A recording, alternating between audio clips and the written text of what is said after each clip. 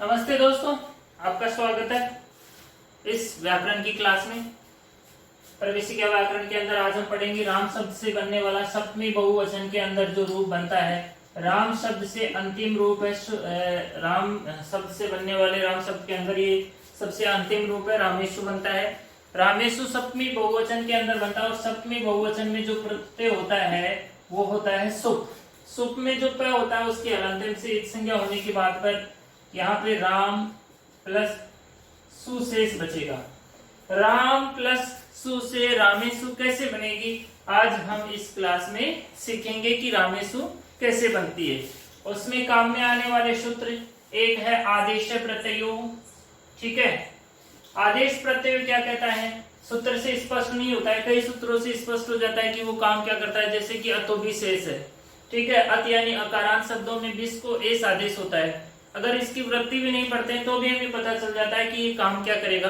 लेकिन यहाँ पे आदेश प्रत्यय है, जो आदेश प्रत्यय से संबंधित यहाँ पे कुछ भी अपने को समझ में नहीं आ रहा है। इसके लिए हम इसकी वृत्ति पढ़ते हैं। वृत्ति में क्या कहता है, ये क्या तो इसकी शर्तें होती है और क्या ये काम करता है। ठीक है, सबसे पहले इसमें लिखा हुआ है इण कुभ्याम। यहाँ पे इण एक प्रत्याहार है, कु एक वर्ग है, मतलब कु का प्यार जो है ना, परिवार। तो यहाँ पे इण कुभ्याम, ठीक है, परस्य अपदान्तस्य आदेश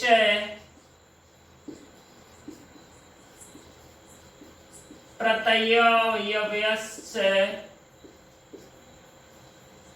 यः शः तस्य मूर्धन्य आदेश, ये इसकी वृत्ति है। ठीक है, यहाँ पे एक नवीन शब्द आया मूर्धन्य, तो हम इस पे चर्चा कर लेते हैं, स पे भी चर्चा कर लेते हैं। जब हम पढ़ते हैं तो यहाँ पे अपने पास तीन से आते हैं, स, श, जिसे हम अपनी भाषा में सशंकर का स, षटकोण का स और सांप का स कहते आए हैं। अब यहाँ पर क्या होता है, संस्कृत की भाषा में हम इनको कौन से स कहते हैं, इनको सशंकर का स नहीं कह सकते, यहाँ पे षटकोण का स नहीं कह सकते, सांप का स भी हम यहाँ पे नहीं कह सकते। ठीक है, इसे कहते हैं तालव्य श। ठीक है, यहाँ पे है मूर्धन्य श, ये जो स होता है ना, इसको मूर्धन्य स कहा जाता है और यहाँ पे इसी की चर्चा हुई है। और यह दंते श, ठीक है, दंत, ये उनके उच्चारण स्थान है। जैसे स जो है तालु से बोला जाता है, टिटोषण मुर्दा से जो है मुर्दा से बोला जाता है, स जो दंत से बोला जाता है। तो ये इनके उच्चारण स्थान की वजह से इनको मूर्धन्य, तालव्य, दंते से कहा जाता है। अब हम इसका अर्थ समझ लेते हैं, ये क्या करेगा।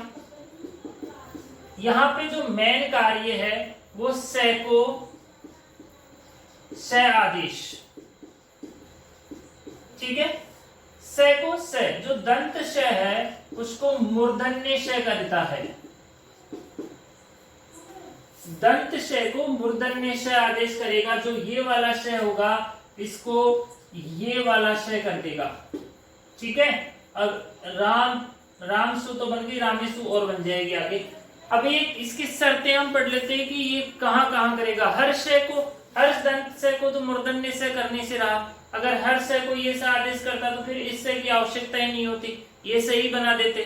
ठीक है, तो अब इसकी कंडीशन समझते हैं हम, शर्तें इसकी समझते हैं कहां कहां करेगा। देखो, इण क वर्ग,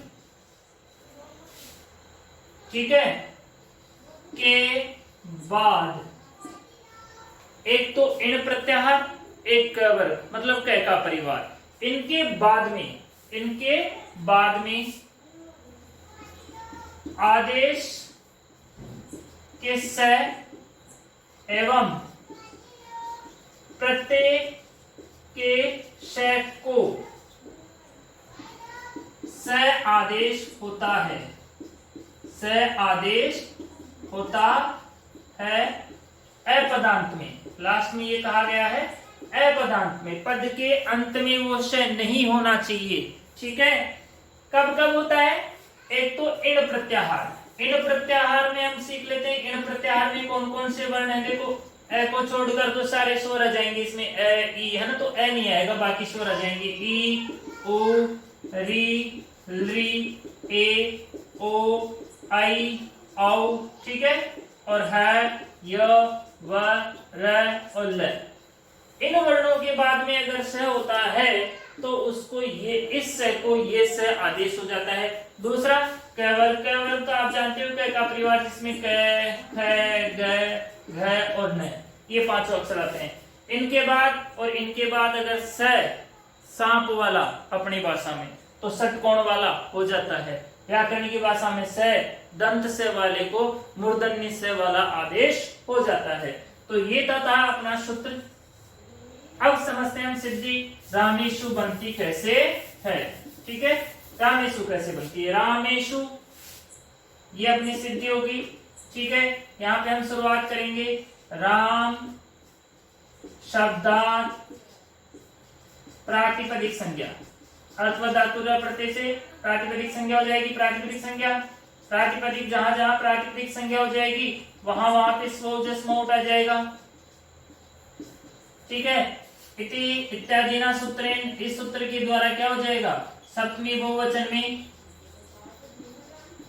सप्तमी बहुवचनी, सप्तमी बहुवचन में कौन सा प्रत्यय होता है, सुप प्रत्यय।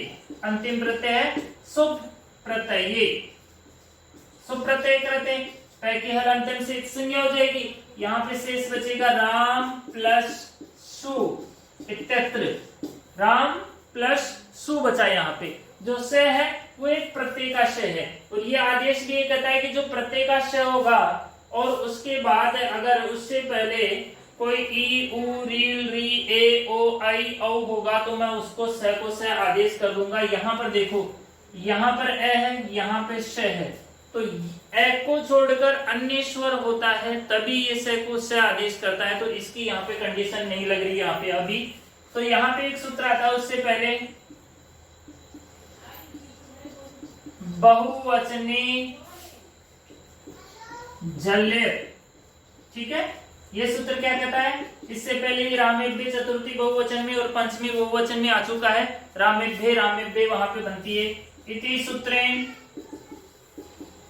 ए स्थानी ए आदेशे कृते, जो राम का जो ए है उसकी जगह उसने क्या कर दिया, ए। ठीक है, बहुवचन के अंदर होने के कारण और जल प्रत्यय होने के कारण। तो यहाँ पे कंडीशन हो गई रामेशु।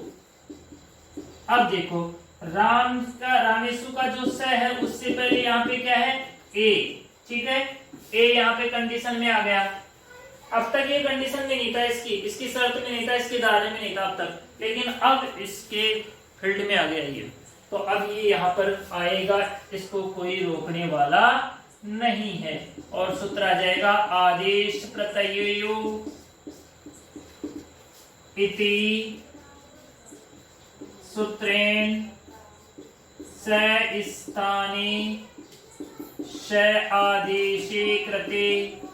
स के स्थान पे कौन सा आदेश हो गया, स, और यहाँ पे हो जाएगी रामेशु इति रूपम सिद्धम। ठीक है, तो अब तक की क्लासों के अंदर हम राम शब्द से बनने वाले जितने भी रूप थे वो हम सीखे थे, और ये अपनी राम शब्द से अंतिम क्लास थी। इसके बाद में जो एक क्लास आएगी वो राम शब्द और राम शब्द में आने वाले जितने भी सूत्र थे उनके ऊपर एक प्रश्नोत्तर पर आधारित होगी। तो उन प्रश्नों से हो सकता है अपने बोर्ड एग्जाम में भी प्रश्न आ जाए। ऑप्शनल प्रश्न होंगे सारे, तो आप अगली क्लास जरूर लें, जिससे आपको अपना मूल्यांकन करने का मौका, अवसर मिलेगा कि हमें कितना याद है कितना नहीं है। इसके अंदर जो प्रश्न बनने वाले हैं वो मैं एक बार आपको ये बता देता हूँ। इसके अंदर जो बनने वाले प्रश्न मैं आपको एक बार बता देता हूँ।